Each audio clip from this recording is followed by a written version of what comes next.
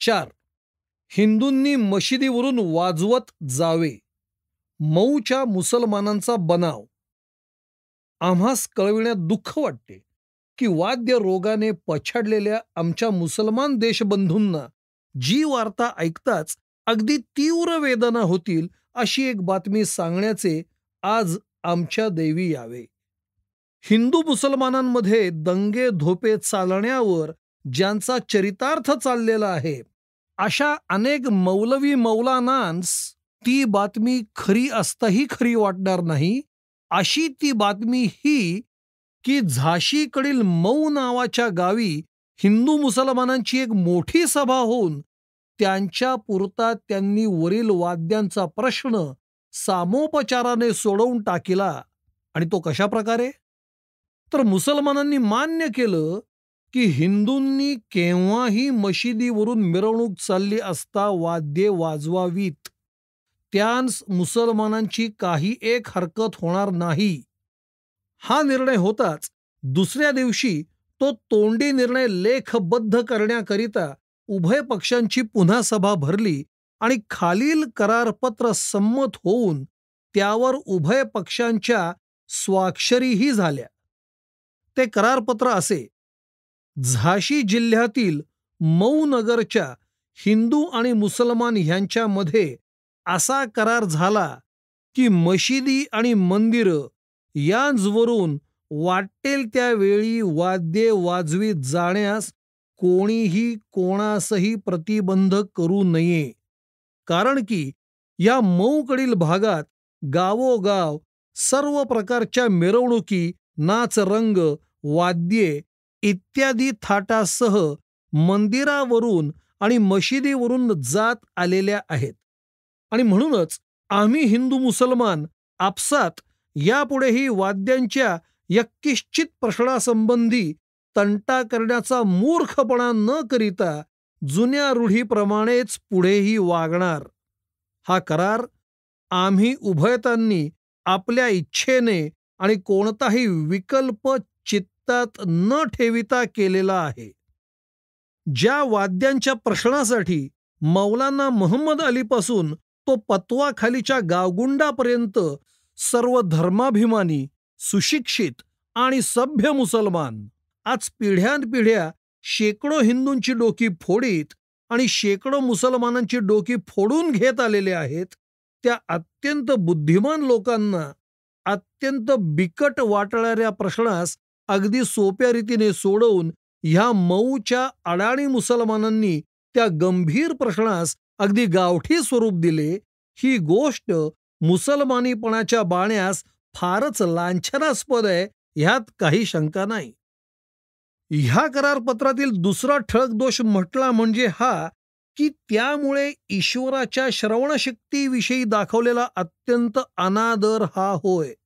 मशिदीपुढे वाद्य वाजत असली तर आमच्या प्रार्थना भंग होतात. अर्थातच ईश्वरास त्या जाव्या तशा ऐकू जात नाहीत. हा विद्वान मौलवी मौलानांचा मूळ सिद्धांत. त्यास या करारपत्राने हरताळ फासला. कारण यात असं स्पष्ट सूचित केलेलं आहे की वाद्य वाजली तरीही भक्तांच्या प्रार्थना भंग पावत नाहीत आणि त्या ईश्वरास ऐकू जातातच. कोण हे अनुदार पाखंड? ईश्वर काय अंतःसाक्षी आहे की त्यास वाद्यांच्या कोलाहलातही भक्तांच्या प्रार्थना ऐकता याव्यात? आणि ज्यास वाद्यांच्या घणघणाटातही एकाग्र मनाने प्रार्थना करता येते, तो भक्त तरी कसला?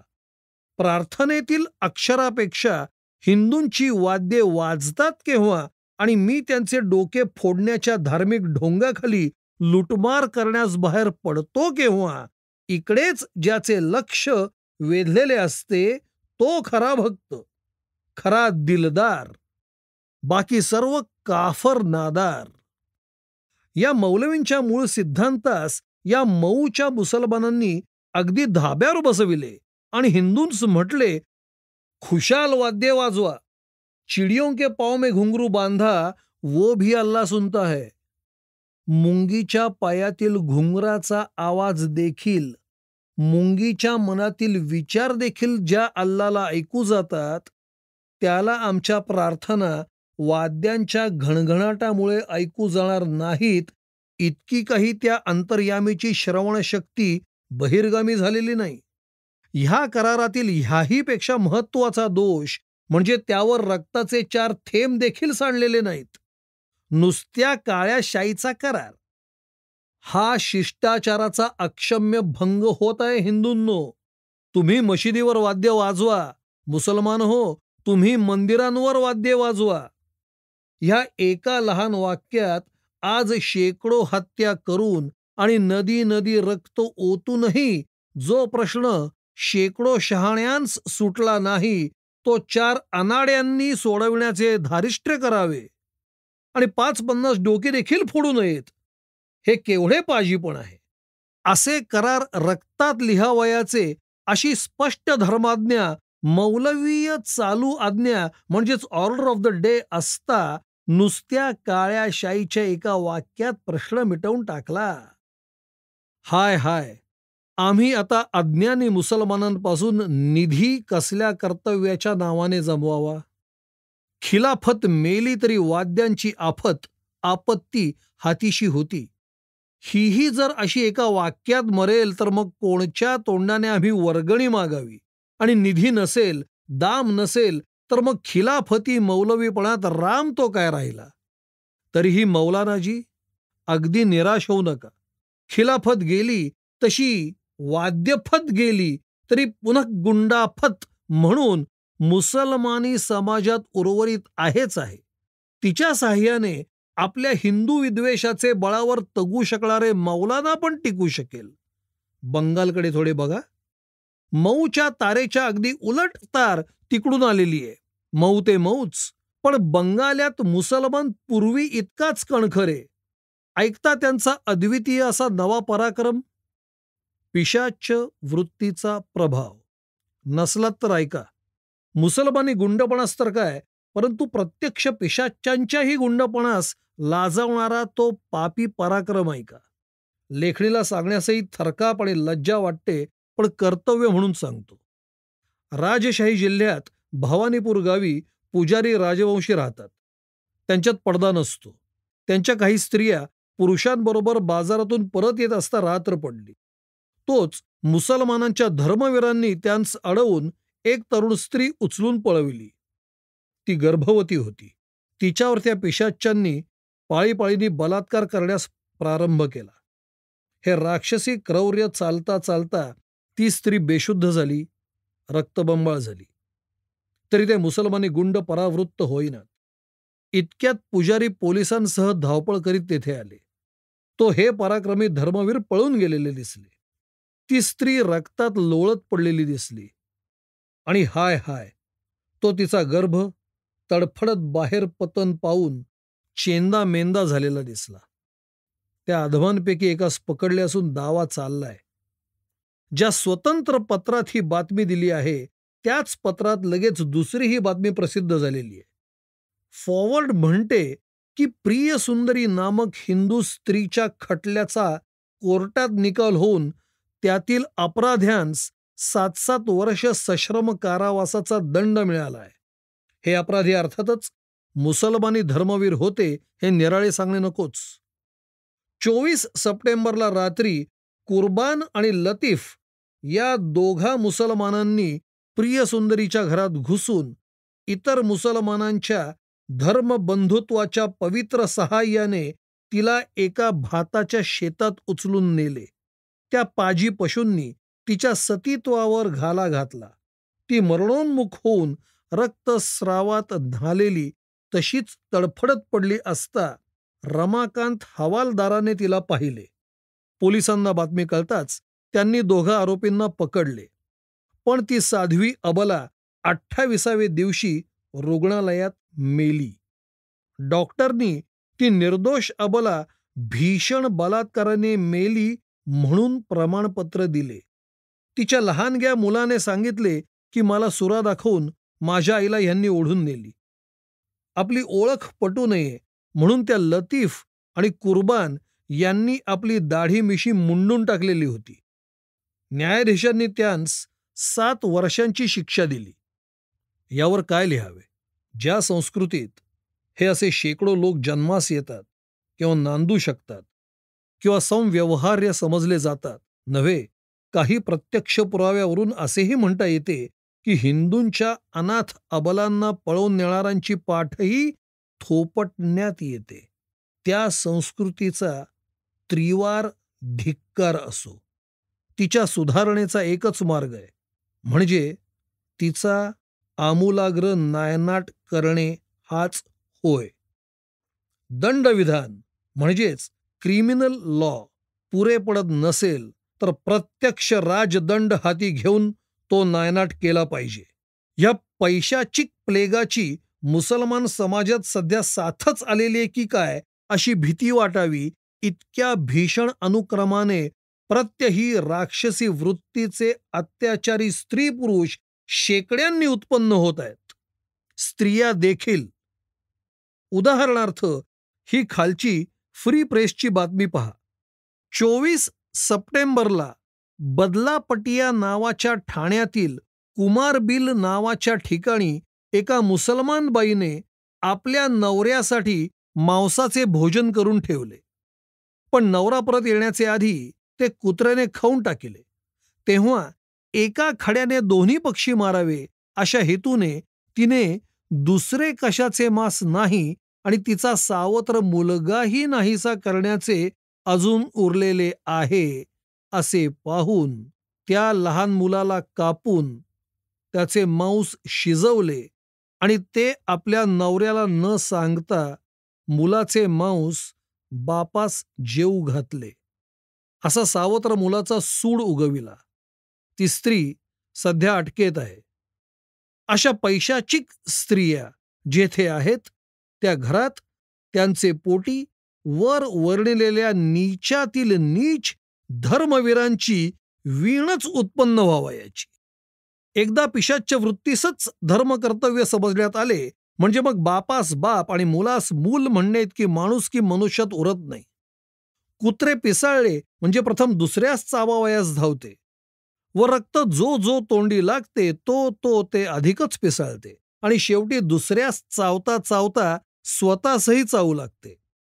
तसाच धर्मोन्मत्त पिसाट काफर म्हणून दुसऱ्यांचे रक्त पिण्यास चढावता चढावता शेवटी रक्त तृष्णा अनिवार्य होऊन स्वतःच्या घरातही रक्तपात करीत सुटतो. हा इतिहासाचा अनुभव आहे. सरसीमेवर हिंदूंस काफर म्हणून भयंकर रीतीने छळून मारून लुटून हुसकून दिले, कारण ते अत्यल्प होते. पण ते गेल्यावर त्यांच्या रक्ताने पिसाळलेला धर्मोन्माद स्वतःच्या घराकडे वळताच आपल्या अंगासच फाड फाडून टाकू लागला. हिंदू काफर होते, पण मुसलमानात तरी सर्व मुसलमान कुठे धर्मनिष्ठ आणि इमानदार होते? हे शिया पहा.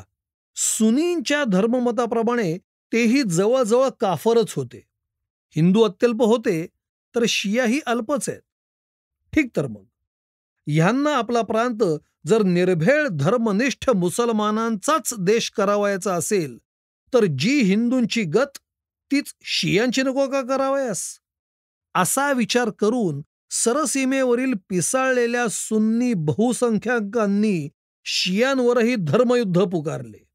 हिंदूंच्या रक्तास पिण्यासाठी शिया व सुन्नी अशा दोन्ही मुसलमानांच्या सुऱ्यात सटावलेल्या होत्या. त्याच आता हिंदूंचे रक्त संपताच एकमेकांचे रक्त पिऊ लागल्या. सुन्नी मुसलमानांनी शिया मुसलमानांसही अर्ध काफर म्हणून हाणून मारून कापून काढीत ते अल्पसंख्याक असल्याने त्यांस हुसकून दिले. शिया मुसलमानांनी हिंदूंवर जे अत्याचार ज्या कारणासाठी हसत केले तेच अत्याचार त्याच कारणासाठी त्यांस रडत भोगावे लागले. हिंदूंना मारून लुटून हुसकून दिले तेव्हा सरसीमेवरील मुसलमानांच्या ह्या राक्षसी कृत्याबद्दल शिया मुसलमानांनी दुःखाचा एक शब्दही काढला नव्हता. पण हिंदूंच्या मागोमाग शियांवरही तोच प्रसंग गुजरताच आता शिया मुसलमान मोठ्या मोठ्या सभा करून ओरडतायत, अत्याचार, सरकार रक्षण करा, हे सुन्नी आमचा नायनाट करतायत, हे सुन्नी राक्षस आहेत. खान बहादूर सर सय्यद इस्माईल यांनी देखील सुन्नींच्या या धर्मोन्मत्त क्रौर्याची निंदा केली. पण हिंदूंना ह्याच धर्मोन्मत्त क्रौर्याची सुरी जेव्हा भोसकीत होती, तेव्हा ह्याच शियांना ती देवदूताची तलवार वाटत होती. बाबांनो, द्यावे तसे घ्यावे, पेरावे तसे भरावे. धार्मिक मतभेद होताच कत्तल करा हे भयंकर राक्षसी मत जोवर तुम्ही उराशी धरीत आहात, तोवर मुसलमान हो, तुम्ही हिंदूंचेच नव्हे तर स्वतःचेही शत्रू आहात. कारण हिंदू मूर्तीपूजा करतात म्हणून त्यांना ठार मारणार, तर शिया अली नंतरच्या खलिफांनाही मानत नाहीत. अलीसही पैगंबरा इतकाच पूज्य मानतात म्हणून तेही काफरच ठरून मारले जाणार. जिथे शिया सबळ तिथे सुन्नी अलींची कत्तल करणारे कुलांगर म्हणून मारले जाणार. शिया मारले गेले की सुन्नीतही कत्तल होणार, झाल्या आहेत, होत आहेत. कारण त्यांच्यातही शेकडो धर्मपंथ आणि मतांतरे आहेत.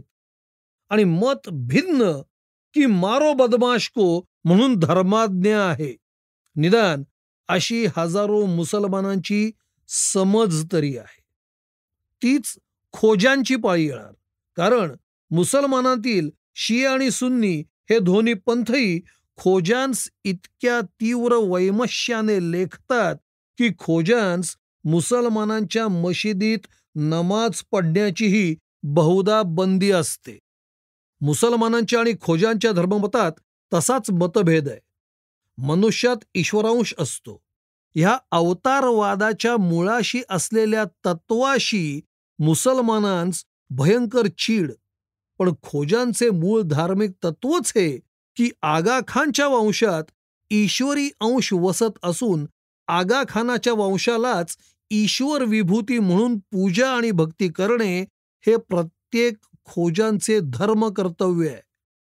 सध्याच खोजांच्या समाजात सुधारणेची एक चळवळ उत्पन्न झालेली असून तिच्या पुरस्कर्त्यांना एक अनावृत्त पत्र आगाखान यांस उद्देशून लिहिलेले आहे. त्याच्या प्रती सर्वत्र वाटण्यातही आलेले आहेत. त्या पत्रात तर असे स्पष्ट विधान केलेले आहे की स्वतः आगाखान यांनी म्हणलंय की प्रस्तुतचे कुराणात प्रक्षिप्त भाग पुष्कळच आहे. मुसलमान म्हणणार महम्मद शेवटचा पैगंबर, खोजे म्हणतात आगाखानांचे मूळ पुरुष हेही पैगंबर, आणि आगाखानांनी स्वतः म्हणलेलं आहे की अप्रकट असलेले खरे कुराण लिहिण्यास मला 6 महिने तरी लागतील. आगाखानांची ही वाक्य त्यांच्याच अनुयायांनी प्रसिद्ध केलेली असल्यामुळे आणि कुराणाची मूळ प्रत कोणाची हा वाद महम्मद महाशयांच्या मृत्यूपासूनच मुसलमानांमध्ये पंथ विपंथ पाडण्यास कारणीभूत झालेला असल्यामुळे खोजा समाजाच्या ह्या मताविषयी मुसलमानांमध्ये किती तिटकारा येत असेल हे निराळे सांगणे नकोच. प्रस्तुत अनावृत्त पत्रात आगाखानांवर लाखो रुपये भोळ्या भाबड्या लोकांकडून गोळा करून आणि बहिष्काराच्या धाकाने उकळून विलायतेत स्वतःच्या विलासार्थ उधळले जातात याविषयी पुष्कळ कडक टीका करण्यात आलेली आहे. स्वतःच्या अनुयायांच्या टीकांनीच जे धर्मगुरू असे कलंकित झालेले आहेत तेच भोळ्या हिंदूंना बाटविण्यासाठी निष्कलंकी कलकीचा अवतार म्हणून मिरवू पाहतात हे आश्चर्य आहे. दिनांक 3 नोव्हेंबर 1927